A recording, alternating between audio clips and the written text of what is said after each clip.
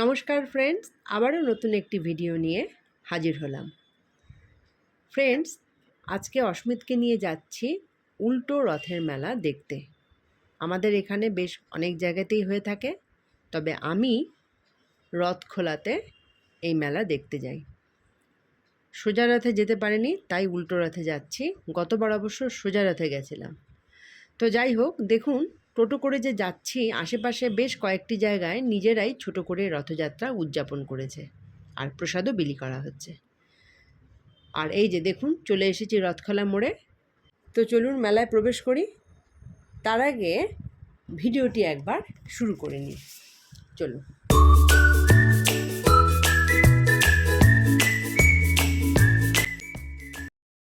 Friends, আজকে কিন্তু একটা ভীষণ লাকি দিন। তার কারণ হচ্ছে কোনো রকম বৃষ্টি হয়নি, আর রথের মেলায় অবশ্যই কিন্তু বৃষ্টি হবেই, তবে আজকে কোনো রকম বৃষ্টি হয়নি।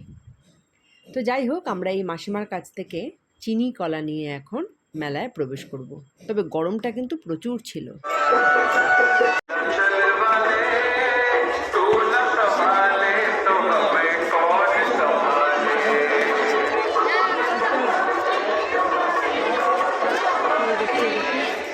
দেখো বাবা, এগুলো সব মাটির, কিন্তু মাটির, জানিস?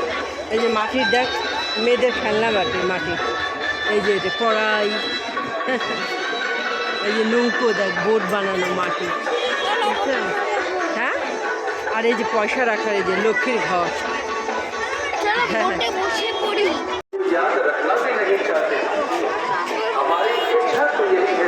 দাঁড়াও, কিছু শোনাই যাচ্ছে না।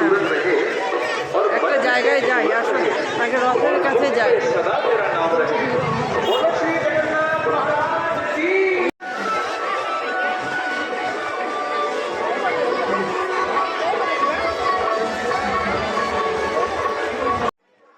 ফ্রেন্ডস, মেলায় তো ঢুকে পড়েছি, এবার রথ কোথায় সেটা আর খুঁজে পাচ্ছে না। এই রকম পরিস্থিতিতে ফ্রেন্ডস, আমার গতবারের একটা ঘটনা মনে পড়ে গেল। গতবারেও ঠিক সোজা রথে এই মেলাতেই এসেছিলাম, তবে বিশ্বাস করবেন না, ফেরার পথে আমি রাস্তা ভুলে গেছিলাম। তো এইবার যাতে এরকম কোনো রকম ঘটনা আর দ্বিতীয়বার না ঘটে, তো মেলায় ঢোকার আগে নির্দিষ্ট একটা গলি দিয়ে আমি ঢুকি। শেষে দেখলাম এই যে আমাদের রথ। সবাই দিচ্ছে যে কলা চিনি।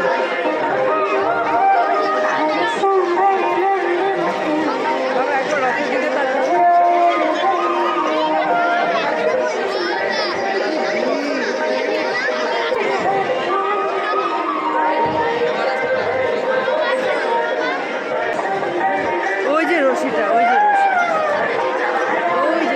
এদিকে যেতে হবে। বাবা, এই যে একটা চিনি, তুমি একটা কলা নাও। আয় ভাই, আয় বাবা,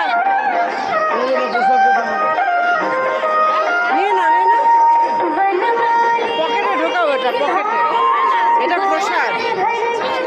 আচ্ছা বাবা, না, টিপ টিপ টিপ।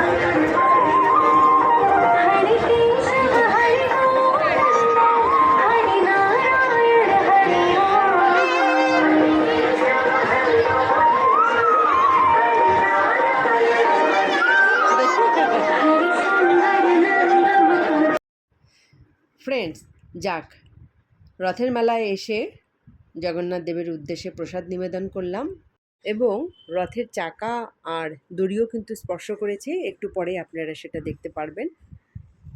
আর এদিকে এই দিদি দেখুন কি সুন্দর অস্মিতকে টিকা লাগিয়ে দিয়েছে। আমাকেও দিয়েছে, তবে অস্মিতের মতো নয়। আর এখন চলুন ভিড় ঠেলে সরিয়ে রথের দিকে যাই। কতটা ভিড় দেখলাম। অস্মিতও কিন্তু খুব সুন্দর উৎসাহের সাথে এই ভিড় ঠেলে ঠুলে ভেতরে ঢুকছে। আর এই হলো রথের দড়ি আর রথের চাকা। ফ্রেন্ডস, যারা যেতে পারেননি কোনো কারণে, তারা আমার এই ভিডিওর দ্বারা রথের দড়ি এবং চাকা স্পর্শ করুন আর ভগবানের কাছে আশীর্বাদ চেয়ে নিন। এখন আর কি, আসল জিনিস হয়ে গেল আর এখন এই মেলা একটু ঘুরবো, ঘুরে তারপর অস্মিতকে কিছু একটা কিনে দেব, এরপর বাড়ি ফিরবো।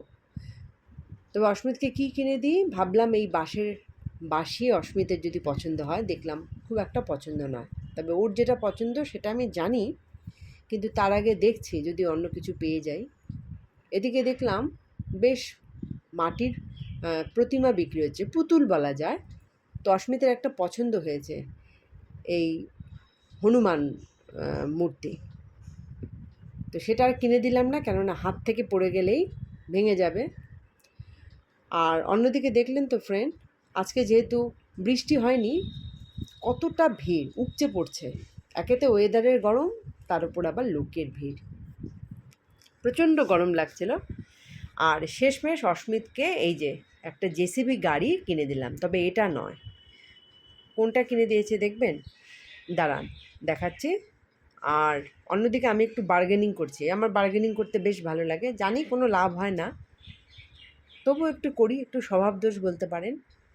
আর অস্মিতের যে গাড়িটি, দাঁড়ান দেখাচ্ছে, এই যে এই গাড়িটি। ও দিদি, দিদি বাবা, ছোট কুলাটা কত করে? হ্যাঁ হ্যাঁ হ্যাঁ, এটা 60 টাকা। কি কত দিবা? 50 টাকা, 30 টাকা করো। 50 টাকা না, কি সুন্দর। ফ্রেন্ডস, শেষমেশ এই বোনের কাছ থেকে 100 টাকা দিয়ে ঠাকুরের জন্য কুলো আর আমার সংসারের জন্য একটা হাত পাখা নিয়ে নিলাম। আমার সংসারে এটার কমতি ছিল, মানে হাত পাখাটার। দাও দাও দাও। ফ্রেন্ডস, এখন যাই বলুন না কেন, রথের মেলার যেটা স্পেশাল এই লটকা, সেটা কেনার পালা। আপনারা দাম শুনলে মাথায় হাত দেবেন। 100 টাকা পোয়া এখানে বিক্রি হচ্ছে। সোজা কথা নাকি এই লটকাই 200 টাকা পোয়াতে বিক্রি হয়েছিল। তবে 30 টাকা 50 টাকা পোয়ারও আছে, সেগুলো নাকি মিষ্টি হবে না, কোনো গ্যারেন্টি নেই। এই কথা শুনে শেষে আমি 100 টাকা পোয়া দিয়ে, মানে 100 টাকা দিয়ে 1 পোয়া লটকা নিই এবং নেক্সট দিন আমার ঘরের ঠাকুরকে নিবেদনও করি। সত্যি লটকাগুলো খুবই মিষ্টি। আর কি, মেলা দেখা শেষ, এখন ফেরার পথে গজা, সিঙ্গারা, এই সমস্ত টুকিটাকি খাওয়ার জিনিস কিনে নিই। তো ফ্রেন্ডস, এই হলো আজকে আমার রথের মেলার ছোট্ট একটি ভিডিও। আপনাদের কীরকম লাগলো অবশ্যই জানাবেন। দেখা হবে আবারও নতুন একটি ভিডিওর সাথে। টাটা।